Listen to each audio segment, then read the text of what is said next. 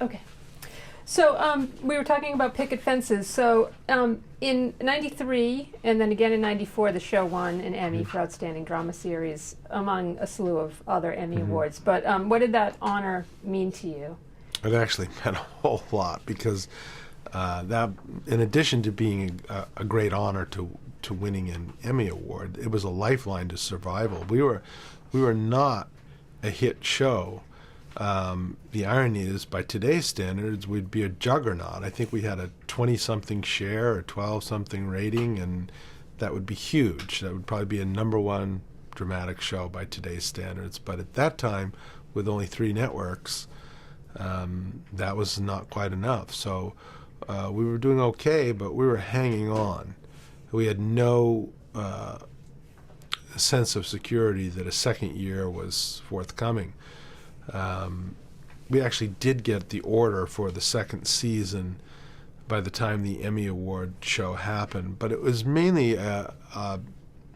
it was a great show of faith from a network that loved the show creatively and wanted to do more because they believed in the show creatively. But at the same time, it was clear we needed to get more viewers in order to survive. So that was, I wouldn't say we were on life support, but we needed viewers. So when our name was called at the Emmy Awards, there were a lot of people. I remember in the room in the award ceremony, you could hear, what's that?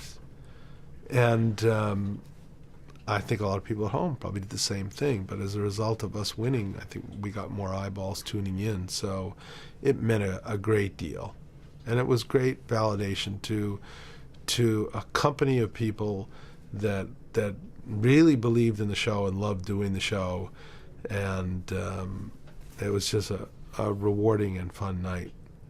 That's great. What do you think the show's legacy is? Picket fences? That's hard. I'm never very good with the legacy questions. They're always asked backwards, way after time, and I'm not one for looking backwards. In fact, I've never seen an episode of Picket Fences after it stopped running. I've never seen an episode of, Ally McBeal or The Practice. It's just not my nature to go. Mainly, it's my own process as a writer or producer. I'll see something that I wish I'd corrected. So it's just always an exercise in torment. So I don't look backwards at my work. At least I try not to. So as a result, I'm probably not good at analyzing legacy. I would say that Picket Fences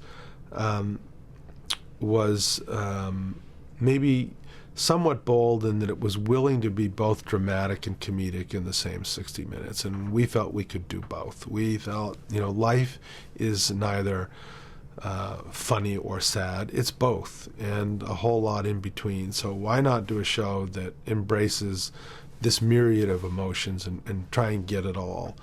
And I do think that that maybe as the television landscape changed through the times, more and more series tried to do that and are still doing it. You're seeing dramatic shows with comedic overtones. You're seeing comedic shows that are willing to take dramatic beats. So while Picket Fences was on the air, you also created Chicago Hope. I did, yes. So how did that come about? Chicago Hope, CBS again came to me and said, would you be interested in doing a medical show? And I started researching medical shows. The idea was intriguing to me. It was something different, something new for me. One of the shows that I did watch before I entered into the world of television was St. Elsewhere, and I loved that show. So I started meeting with some doctors, started touring some ORs, and thought, okay, we'll give this a try. And ended up writing a script.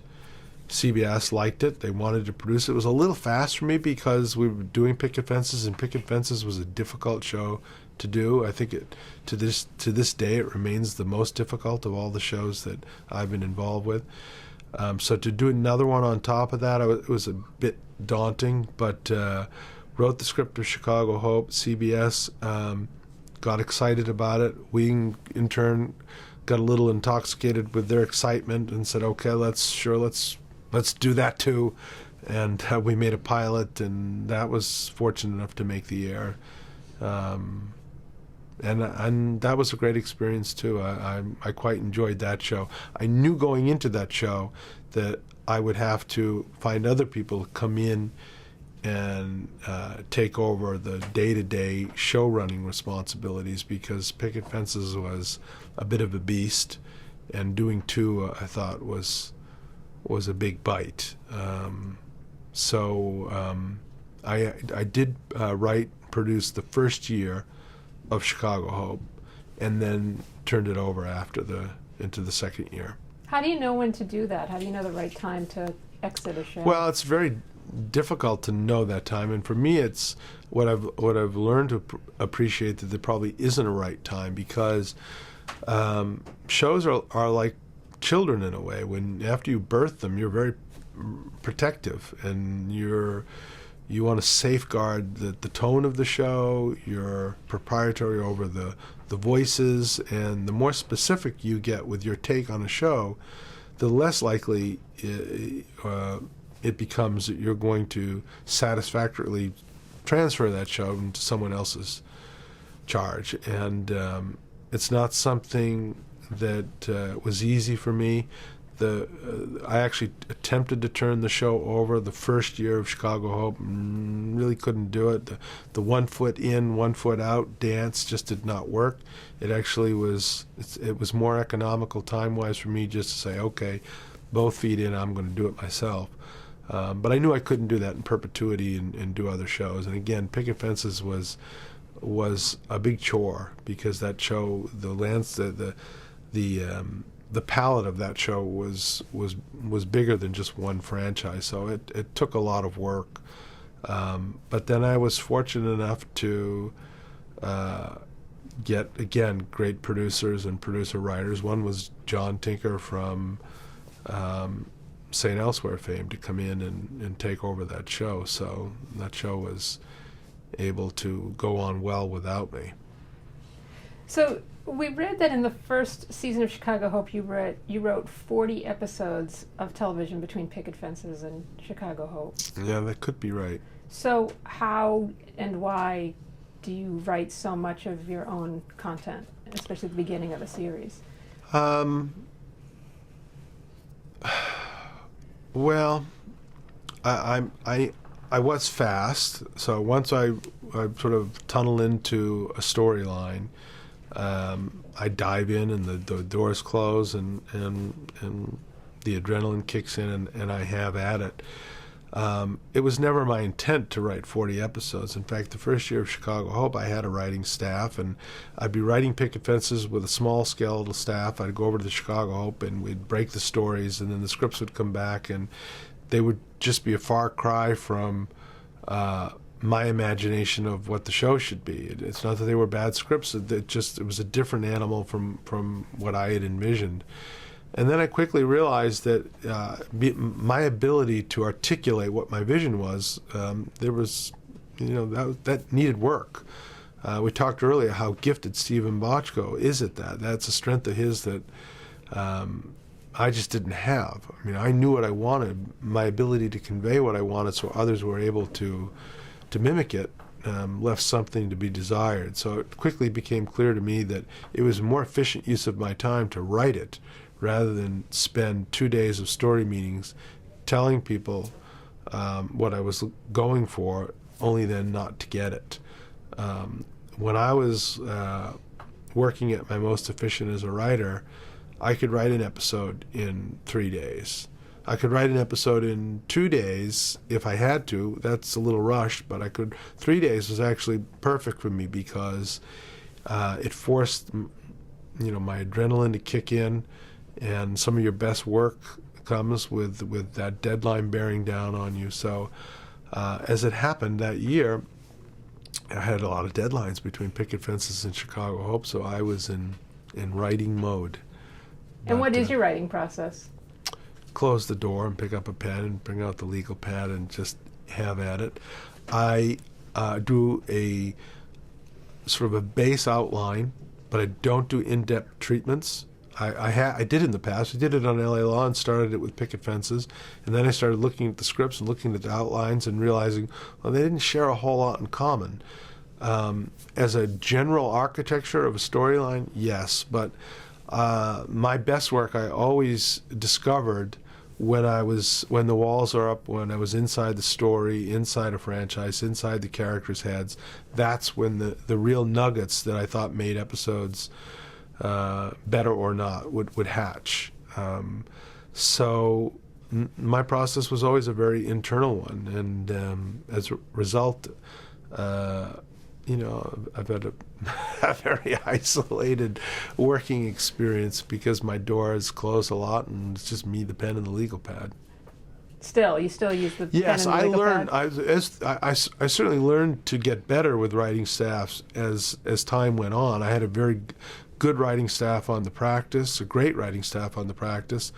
Boston Legal as well, Harry's Law. I had and on the crazy ones, I don't really write at all. I just stay out of their way. But I got better at it as time went on. But in the early days, when I was figuring out the process and how shows worked, I was very solitary. So now, did you return to Chicago Hope in the final season more actively? I returned to it at the beginning of the final season. CBS thought there was another year in the show. The economics would have to change. They thought some new blood creatively was called for. So I returned to sort of for a course correction and help write in some new characters and write out some of the old ones. But then again, turned it back over to the people who had been running it and running it quite successfully. So I never really returned full-time to running Chicago Hope. I just kind of came in as an architect of sort for the beginning of the last season. And were you there for Mandy Patinkin's return? Is that part of? Yeah, Mandy left when I left, really, after year one, and when I came back to sort of reintroduce or to sort of establish the show for the last year, brought Mandy back in. And when and why did that show finally come to an end? I don't remember. I think it just ran its course. I think we had been on for a long time at that point, and I think we went into the last year knowing it would probably be the last year. So, which is nice. You kind of write with that closure in mind, but it had a good long run. In '97, you created the practice. Yes. So how did that come about? That again came about. I pitched that show. I did actually pitch that show as opposed to writing it like Picket Fences. I pitched it to ABC, and that was almost a. I pitched it almost as an opposite of LA Law, where you took these big cases and these lawyers lived glamorized lives. This was going to be about the inner workings of the practice of law and the nuance of practicing law. You wouldn't have cases every week. You wouldn't have big murder cases. You would see lawyers struggling to pay their rent, struggling to collect fees from clients, the complicated relationships between clients and lawyers. It was going to be a much more microscopic look at the inner workings of a law firm. That's how it was conceived, and that's how the pilot was written. Then it didn't get put on. We were really just not put on. We didn't make the schedule. And by virtue of the fact that my show, my contract allowed for me to get for the show to revert back to me. I asked for, okay, well then I want to be free to take it elsewhere. ABC had just developed a show called 30 Rock from the Sun a year or two before, which they passed on, and the producers of 30 Rock took it to NBC, where it became a big hit. As a result of that, there were marching orders at ABC: under no circumstances, any show that we develop, do we want to be seeing as a big hit on another network. So now I had this show called The Practice and the rights to take it to another network. And they didn't want to put it on their network. What happens? What did they do? They put it on Thursday night against ER. That'll take care of that. That show will be up and over and tarnished and blemished, and no other network will want it. It then got pushed to, we actually never aired on Thursday night. It got pushed to Saturday night at 10 because Saturday night at 10 is the real death. ER is definitely going to mortally wound it, but Saturday night at 10, that would seal its fate. It would, would not even be sampled. It would go out with a limp, and they wouldn't have to worry about it. As it turned out, we did limp along and survived on Saturday night, and then ultimately did become a hit on ABC. But how it changed the construct of the series itself is when we got moved to Saturday night at 10, I knew a show about the microscopic inner workings of a law firm was never going to fly at Saturday night at 10. There better be a dead body by 10, or the audience was going to switch to something else. So we completely changed our form of storytelling. The cases became grander. The stories became more provocative and button-pushing, and the whole palette of storytelling was shaped by a fateful, horrific time slot that we got. But again, going back to the adage that nobody knows anything, we may have become a success and a hit for that very reason. ABC, by kicking us to the graveyard, may have been giving us a boost that we just couldn't conceive of at the time. How important is the day of the week and the time slot to you? Well, at that time it was very important. I think it's become a little less so now because people program their own lives with once the DVR came onto the scene, you didn't have to be in front of a television at a certain time. But in those days, it was very important. What came on before you was just had big influence on your fate. In fact, when The Practice finally got a real time slot of its own on Sunday, because all our initial time periods were temporary. 6 episodes here, 5 episodes there, 3 over here. We finally got moved to Sunday nights with some sort of declaration from ABC. Okay, this is your home. Don't get used to it, but this is your home. And we were on at 10 o'clock, and we were doing well at 10 o'clock. Were we a big hit? Maybe not, but we were certainly doing well. And then they put Who Wants to Be a Millionaire on in front of us at 9 o'clock. And that changed our fortunes overnight. We were a top 10 show after that. Amazing. And when you're dealing with how do you deal with a network when you're, getting moved around, it's maybe not the best thing for you as a producer? How do you work with a network in those moments? Sometimes loudly, sometimes, the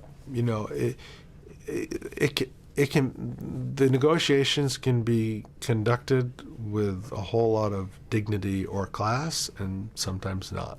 And it takes two to tango, as they say. I mean, most of my relationships with networks have been great and smooth, but there have been a few times where I felt unfairly treated, and I think that they got that message.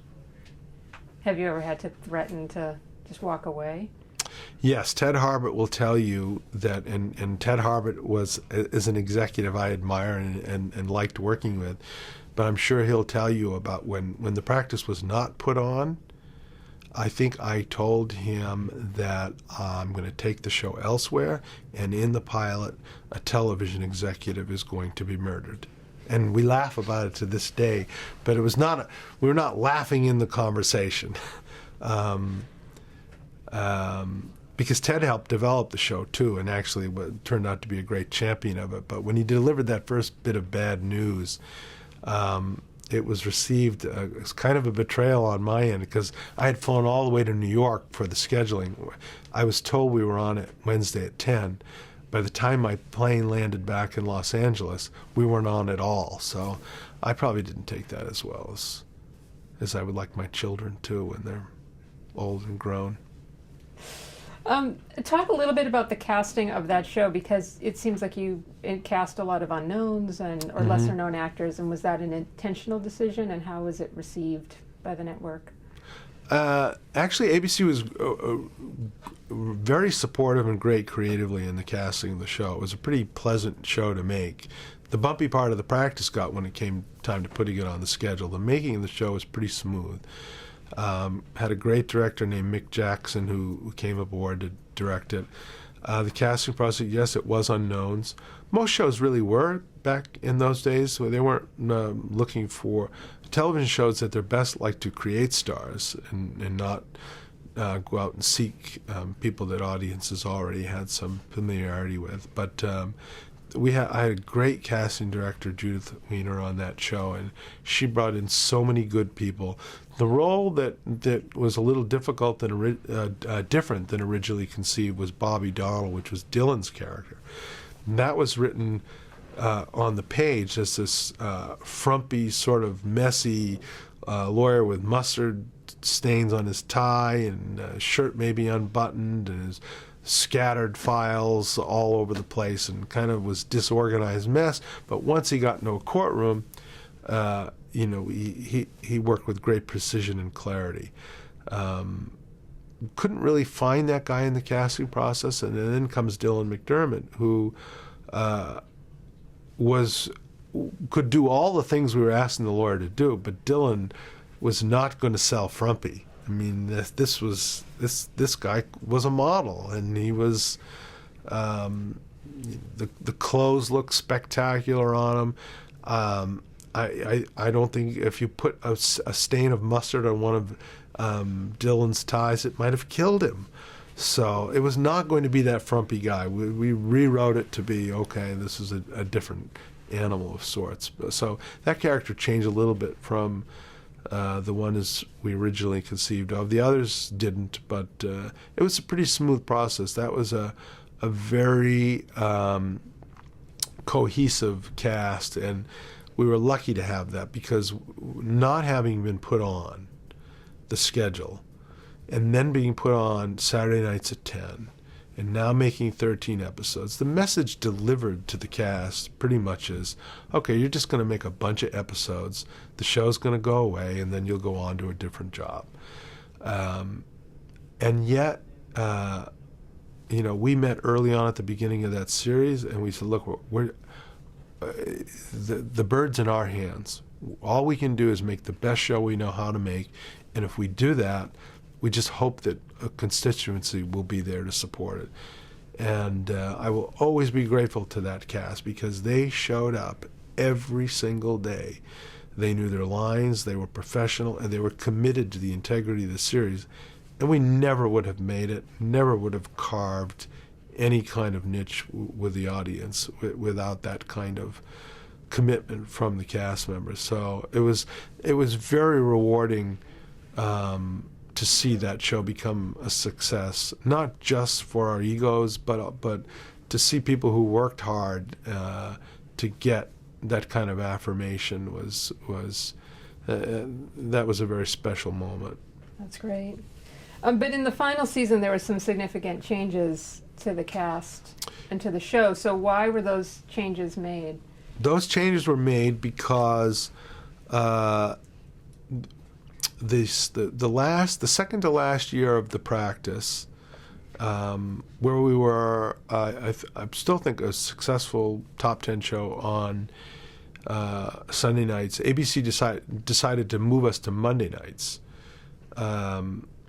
and that was a terrible blow for us. We moved to Monday nights, and our ratings struggled, and it quickly became clear. Okay, well, we're not going to survive on Monday nights. We were an aging show creatively at this time as well, which I think was part of our problem. We had run our course with a lot of our storytelling. So we had the combination of a show that maybe was feeling tired, coupled with now poor ratings. So it looked to be over and out for the practice at the end of year 7 or 8. I'm not sure what it was. but the week of the upfronts, actually the weekend of the upfronts, 2 days before the schedules were about to be announced, I got a call from Lloyd Braun and said, would you be willing to come back one more year? We had no discussions about an 8th or 9th year, whatever it was. He says, would you be willing to come back for one more year at half price, basically? One of the things that the practice enjoyed is that this was before the perpetual license fees. After 5 or 6 years, you were allowed to renegotiate your license fee. We did renegotiate ours. We are now a very expensive show. The cast was making a lot of money, and it was too expensive for ABC now to monetize. So they came back and said, would you be willing to do one more year at a bargain basement cost? I had about 5 minutes to think about it because it was Sunday before the upfronts.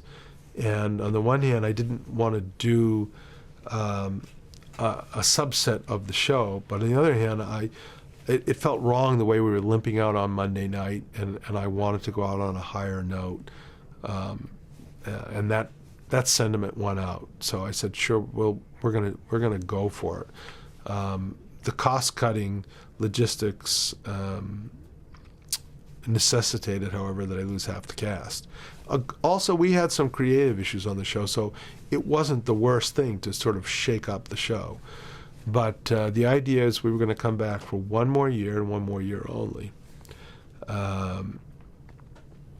The upside or the luxury for that as a storyteller is now you could maybe go for broke that last year. You don't have to worry about a franchise that can thrive in perpetuity. You can now walk whatever plank you want to walk, and that includes bringing in a lead character who with a short shelf life. So that occasioned us to write the character of Alan Shore, and James Spader came aboard to play Alan Shore. And that was really going to be a one-year one-off. We were not going to write that character with enough redeeming qualities that he would be welcomed into a living room after, 20 hours. And James was completely attracted to that. Give me a character that everybody's going to hate within the year.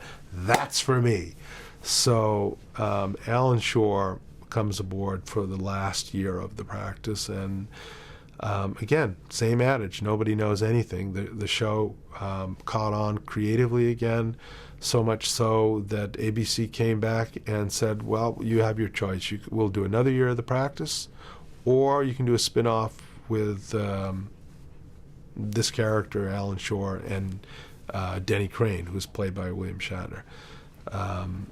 And I felt at that time that the show, I was going to let the show tell me what it wanted to be. And at that time, it was when we sat down to write scripts, Alan Shore and Denny Crane were at the fore. So that was a clear indication to me that it should be the spin-off, and we should let the practice go. So that gave rise to Boston Legal.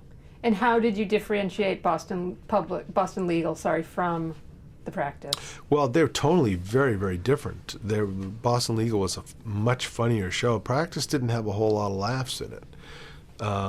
The show was very offbeat, and the trick in that show was the handoff from the practice to Boston Legal. You couldn't just take characters out of the practice and throw them into a tonally incompatible series, because it just, I don't think the audience would accept it. I don't think it would be fair to the audience. So over the course of the last 8 or 9 episodes, we started taking the audience in small steps into Denny Crane's firm, which was Crane, Poole, and Schmidt, which was the color palette of that firm was different. The characters were different. It was much more offbeat, but we would, in small doses, give the practice audience bits and pieces of this firm. And by show 20 of the last season of the practice, we were in Crane, Poole, and Schmidt 75 to 80% of the time, and Donald Frutt and Dole, the practice firm, 20% or so of the time. So the audience was sort of weaned off of the practice and led slowly into the world of Crane, Poole, and Schmidt. So it felt very seamless, and by the time we debuted as Boston Legal the following year, our audience was on board and ready to go, and didn't feel that their sensibilities had been shocked. It feels like you also maybe had a stronger point of view on the issues in Boston Yes, Legal. I did. And why was that? I felt we were at a time in our country. I was never interested in getting on a soapbox and taking a stand on an issue. In fact, if you look through picket fences and the practice, if the show didn't, if an issue didn't have two strong sides, I wasn't really interested. In fact, the greatest compliment that we could hear is that people were fighting in their living rooms, arguing amongst themselves while watching a show what was the right position. And I also took it as a compliment when people asked me, well, what's your position? They didn't know how I personally felt on an issue. That made me feel, okay, we were walking the line successfully and representing both sides. However, when Boston Legal came into being, it was 911 and post 911 area, and all of a sudden dissent became an evil word, and debate was not a noble thing to do, and it struck me that that all of a sudden it became politically incorrect to ask hard questions of your leaders and of your country, and with that, Boston Legal became a bit of a town crier, if you will. I always felt it was irresponsible for a producer to use a television series as his podium, and I never really appreciated it. But when I saw everyone going the other way and being afraid to tackle issues and being scared to ask tough questions, then I looked at it through a completely different prism, and I said, maybe it's irresponsible for us not to use our podium on occasion, not all the time, but on occasion. I was very struck by politically incorrect being canceled for being politically incorrect. All of a sudden, you just weren't supposed to say things that were unpopular, and you weren't supposed to challenge your government or your leadership. And Edward R. Murrow always said, don't confuse disloyalty for dissent, or whatever the quote was, and that was something that I always adhered to and believed in. And this show at this time, maybe there's room on the television for landscape on the television landscape for one show to jump up and down and say this isn't right on a given issue. So we let our characters do that. But we tried to tuck it under entertainment. I mean, the dirty little secret, because I always said, look, don't preach, entertain, do not preach. Entertain. But the dirty little secret on Boston Legal is we would entertain, and then preach like hell that fourth act. So, but it was different, and we sometimes alienated some of our viewers. But I really feel if we had the criticism that was wrong is that we were one of those Democrat lovers shows and not, we're anti-Republican. I think if we had gone on, you would have seen us poking at the Obama administration the same way we jabbed at the Bush one. Why did the show come to an end? That came to an end because we had really run our course. That was when you do an odd show that tonally is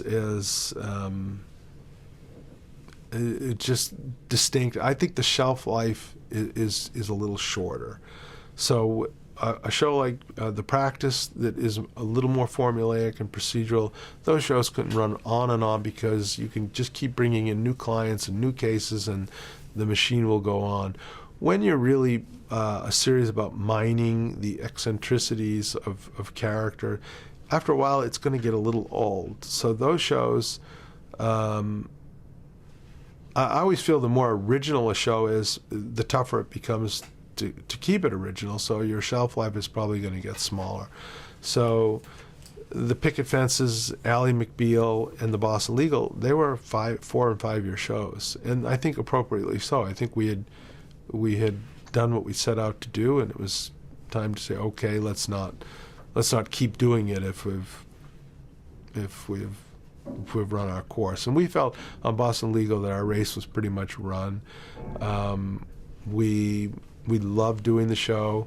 The worst thing I think that we could all imagine is that we were continuing to work on it and we stopped loving it, and our viewers stopped loving it. So the time was right to say goodbye. We had a great ending in mind for the series, and it was a show that got to go out on its own terms with its head held high, and we just chose to go that route.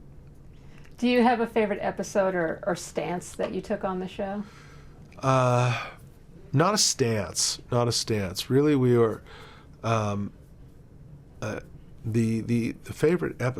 It's tough to do the favorite. I suppose the last one was my favorite when Denny Crane and Alan Shore got married, because the two of them had become such a fantastic couple.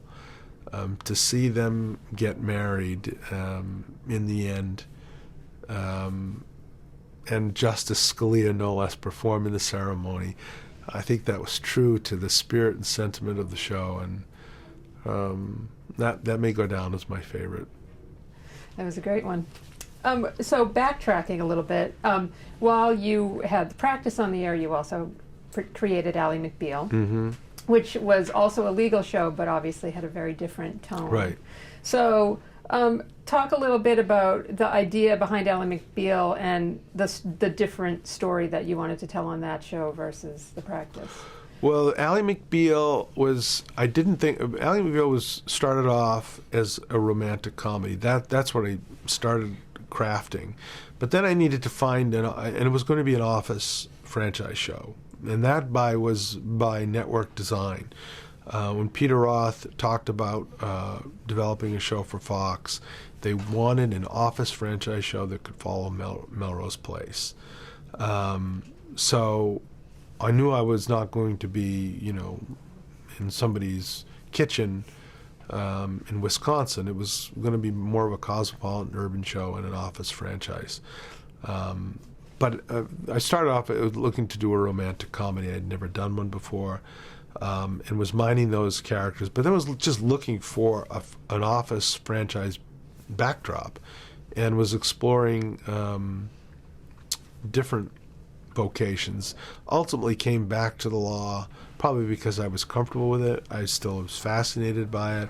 But I also, given this show by its conceit, was really going to mine the moral and ethical and romantic inner workings of characters. I thought law would just be a great springboard to do that, because the law is always challenging us, how we feel, how we think. But the law was never intended to be a big part of that show. It was just the backdrop where these cauldron of characters came to interact. I wanted the show to, I was very single lead oriented in its original draft, and I really wanted to focus on the dichotomy of this one character, her inner life and her external life. I remember a short story always being struck. I read The Secret Life of Walter Mitty growing up many times, and how distinct those two worlds were in this one person, and started about crafting this character who lived one life and said some things, but had an inner life that maybe was not always compatible with that. Very, very unscientific process of crafting that pilot, because it really was about a person and about how she felt, what she thought, and how she loved. It did not was not going to be set up on straight linear or dramatic tent poles, so the architecture of the series was going to be different. Wrote the pilot, shot the pilot, threw out half the pilot. There just wasn't, the characters all worked, but there was not enough story there to support it underneath. Came back and reshot half the pilot again, and then had something that we all believed in and wanted to go forward with. Where did you get the name Ally McBeal from? I don't remember that. I knew phonetically I wanted it to be something that sounded right, and you just start saying names, and I think I came across her as Ally first, and then what sounded right after that, but I don't know. And that's, by the way, that's kind of typical with a lot of names. You're just picking names. Does it sound right? Does it not? But Ally McBeal just sounded like a good name. One of the great things about Ally McBeal is the kind of snappy dialogue. Mm-hmm. So how do you write that kind of dialogue? Is there a different way to approach that than some of your other shows? I don't know. I'm sure there is, but I haven't thought about it. And this again goes to the collaborative, the unconscious collaborative nature of television. That sometimes you're working with actors and characters that you're not completely conscious of doing while you're doing it. I mean, once you sit down with the pen and you start writing, yes, I'm writing the words on the legal pad, but a lot of times those characters are talking to me, and it sounds a little schizophrenic, and maybe it is, but that's just the way it is. The characters talk to you. I remember on Picket Fences, for example, I would have some subject matter that was a little difficult, and I would be thinking, I've got to lighten this up a little bit and bring some levity to it. Otherwise, it's just not going to be that palatable for the audience to be able to take. And I'd have this scene with Jill Brock and Jimmy Brock, Tom and Kathy, even though they were funny, but they were, the ground. And I'd try to write a joke or try to write something funny to give it, and I couldn't do it. And then I would bring Five-ish Finkel's character into the room, Wamba, and it would just come. It would just come. And so why could I come up with something funny as Wamba, but for the life of me couldn't scratch anything out as Jimmy Brock? I don't know. My best guess is that there's some channeling going on, that it wasn't me writing it all. That was Wamba that came in and said that, and he said it to me. So, as I said, it's probably a form of dementia or schizophrenia that I have, but I've decided to leave it in. It's working for you. The other thing that was really distinct about Ally McBeal was the visual fantasies that she had, and of course, the dancing baby. Right. So how did you develop that? Well, that was by design. I always heard my scripts exactly. I was pretty confident about the way scripts should sound, but I never really attacked scripts filmically, and I thought this would be something new to really actually see what I'm hearing or feeling sometimes, as opposed to saying it. And so that gave rise to the fantasies. And also the fantasies were a great luxury, because it didn't have to bear any connection to reality. It could be an exaggeration of a feeling or an emotion. And filmically, it was great fun and very, very entertaining. So, and the voiceovers, too, were meant for a departure of what Ally was thinking versus what she was saying or how she was behaving. We were able to actually discard the voiceovers pretty quickly in the series. We used them occasionally as we went on, but less and less so, and that was because we had Callista, who had a face that you didn't have to tell the audience what she was thinking. Callista could say one thing and with her face fill the audience in on what was going on inside. So that again was just, we got lucky there. That was an ability of an actress that just allowed us as storytellers to be better at our craft. Why do you think the dancing baby thing became so popular? Well, the dancing baby, and I wish I could remember the name of the person who created it, but you can go and find it online. Nothing. My assistant came in and said, "You've got to see this." I didn't even have a computer or get on the internet. "You've got to see this crazy dancing baby," and she pulled it offline somewhere. And I looked at that and oh my God. I was both riveted by it, but I was kind of scared at it at the same time. All I knew is I had to have it. And I thought, well, if that could be the manifestation of Allie's biological clock, that would be pretty cool. Because here, she's excited, maybe she wants to have a baby, but it's the most frightening thing known to mankind at the same time. That's the perfect fantasy for that. So we reached out to the person who had designed it, and they said yes, and then the dancing baby became part of the show. But that was somebody else's creation, where we were the complete benefactor of that. But obviously, Vonda Shepard was a big part of the show, and it's just a great example of music in all your. It seems like music plays such a part, obviously, in Chicago Hope and in Picket Fences. So, why is music important to you in telling stories? Yeah, I've just always loved music, and I loved musicals as a kid, and I loved the idea, the notion. Excuse me. I love the notion in musicals that if you can tell story with if you can only tell story with song, use song, and if you don't need the song, don't use song. But it always made me think, okay, if that's the tenet that they subscribe to in musicals, then there's got to be something to the idea that you can tell a story with music that's unique in a way that you can't always with dialogue or plot. I'd loved music as a kid, and the idea of using music to tell a story was always interesting. I always knew Ally McBeal from its conception. Excuse me.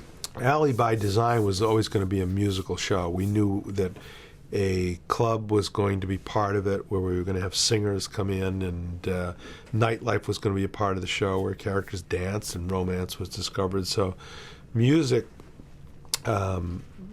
was always part and parcel of the concept of the show. Vonda, I happened to see her at a nightclub act, and as soon as I heard, my wife was actually friends with Vonda. I had seen Vonda before, but years later, I went to a club with my wife who was friends with Vonda, and Vonda did a show. And as soon as I heard Vonda's voice, again, I said, that's the voice of Ally. She had such a soulful voice, wrought with emotion, that I knew that's the voice of the show. So I went to Vonda, said, how about it? She said, I'm in, and Vonda was more than, she was the singer on stage, but she was also a musical producer off stage, and she was a huge part of the series, and we were, beyond lucky to get her, because a very, very unique voice. When people would hear that voice, they would know that that's the voice they heard on Ally McBeal.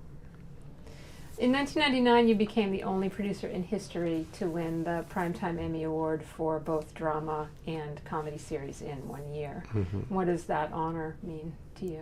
I don't know. That's not something you shoot for or aim for.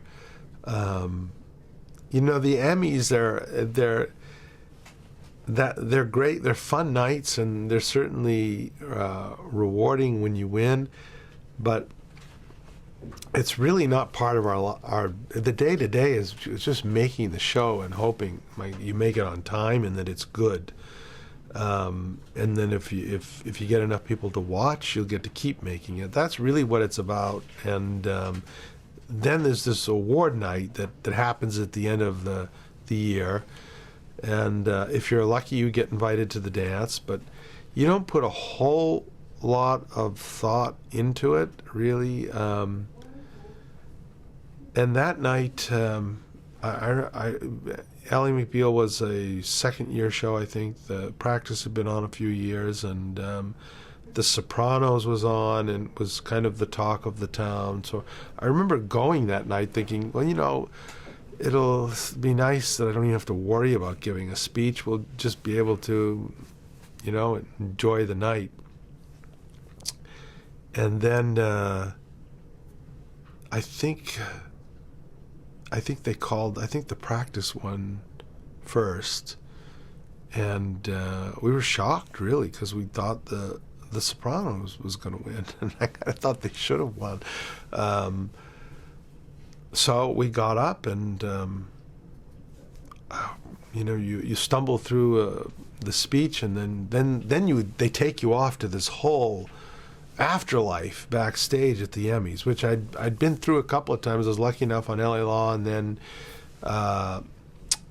Picket Fences, and we had already won on the practice, so I knew what we're in for now. A bunch of people are going to start yanking on every limb that you have, pulling you in one direction or another to say this over here, sit down over there, smile at that, and it's a whirlwind back there. So, okay, we've just got off the stage, and the whirlwind is beginning, and I'm getting yanked on one arm for this interview, yanked on this hand to go this way, and then I feel another grab on my ribs and my arm, and I thought, well, this is a whole lot of yanking that I'm not used to, and I'm hearing, you got to go back, you got to go back, you got to go back. And it's, what do you mean? You got to go back. So Ally McBeal had just won Best Comedy, but I didn't know that at the time. You got to go back. And I really was convinced they had made a mistake, and I had to bring the Emmy back because it was supposed to go to The Sopranos, and I'm getting pushed. And I thought, well, can't someone? And then someone said, "You just won Best Comedy." So I don't know if you go back and look at the tape, but I think I probably was pretty shell shocked. I don't have the night was kind of a blur, but it's thrilling. It's very thrilling, but there's somewhat kind of empty calories too. Afterwards, you realize how do you compare one show to another? You're all trying to make the best show that you can make, and someone's going to win. But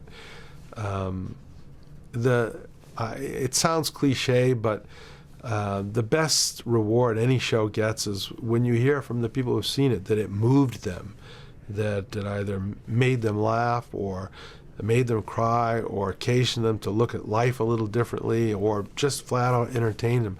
That's what you're in the business of. The Emmy is a nice,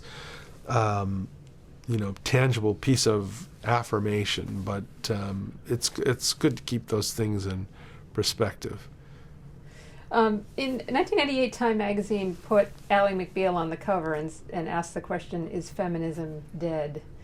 How did you react to that? I thought it was silly. I thought it was really, really silly. In fact, when they called for the interview and said we're doing an article on feminism and we want to put Ally McBeal on the cover, I said, "Really? I'd recommend you not."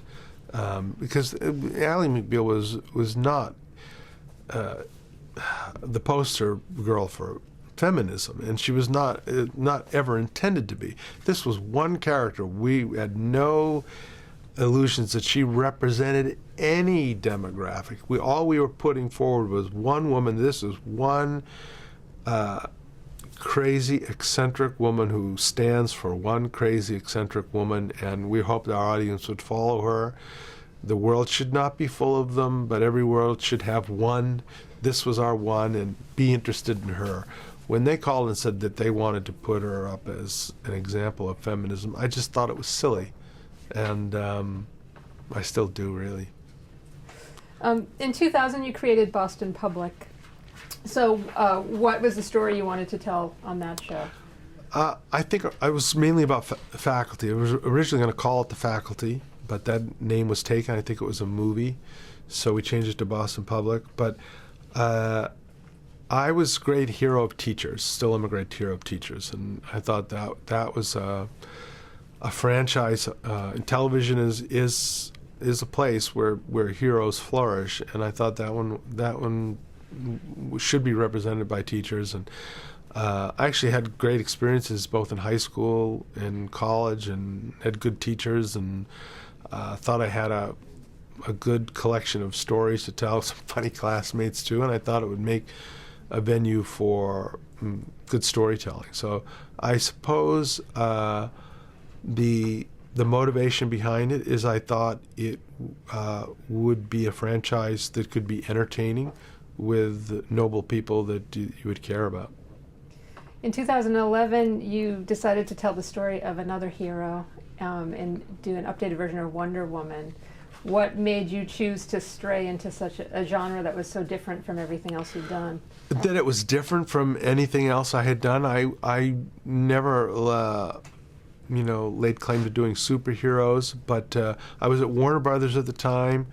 I had a good relationship, have a great relationship with Peter Roth. They've been trying to crack Wonder Woman. Would I be interested in doing it? At first, my thought was, well, that's really not what I do, and I was a little afraid of it. And then I thought more about it. I thought, well, I think it's good to do things you're afraid of in life, and maybe I should give it a try. So I did, and I actually really enjoyed it. I enjoyed the making of it. I enjoyed, the bulk of the pilot. I didn't think it definitely needed work. If we were allowed to reshoot and redo, I think I could have made it better, but we didn't get that opportunity. But I don't regret taking on the challenge because it was different. We've obviously skipped a lot of your shows. That same year, you brought Harry's Law to the screen, which you had kind of departed from legal shows for a little bit, and this was your return to legal shows. So why did you want to come back with another legal series? I didn't actually come back with a strictly legal series. That show was about a relationship between a disgruntled lawyer and a school teacher, and it was called Kindreds. And it was about two, Kindred is short for kindred spirits. It was about two people who leading very unsatisfied lives who became friends, and the sum total of their lives and this friendship gave rise to a reality that was. And they're not lovers; they were just friends. But the friendship gave rise to a world that informed on their respective worlds that allowed them to go back and succeed in their teaching and legal worlds with a whole new perspective. That was the series, and we shot the pilot, and quite happy with the pilot. In fact, the president of NBC, when she saw the pilot, called and she said, she didn't have any notes. She said, "Thank you, thank you for this gift. We should have known we were in trouble." Right then and there. She liked the show. Others at NBC liked the legal component of the show, but not the teacher part. So basically, we said, "Look, we'll pick the show up if you get rid of the teacher and the school storyline. Would you consider that?" And again, it was a long night of the soul a little bit, because I quite loved the pilot Kindreds, but I also loved Harry and Kathy Bates, and that would have been some baby to throw out with the bathwater for me to say, no, I can't take a shot at this, because Kathy Bates she's a national treasure. How often are you going to get a chance to work with somebody like that? So we went back to the legal arena. It was in a shoe store. It was, the cases were odd that came through the door, so it wasn't a conventional legal show. But you're right, it was a lot about law most of the time. But I loved doing that show. That was heartbreaking when we didn't make it. It was, and a bit shocking, because we were, I think they're number one or number two rated scripted show. So we thought that would buy us some extended time on the network, but it didn't happen. We're going to stop and just change tapes for some few last questions.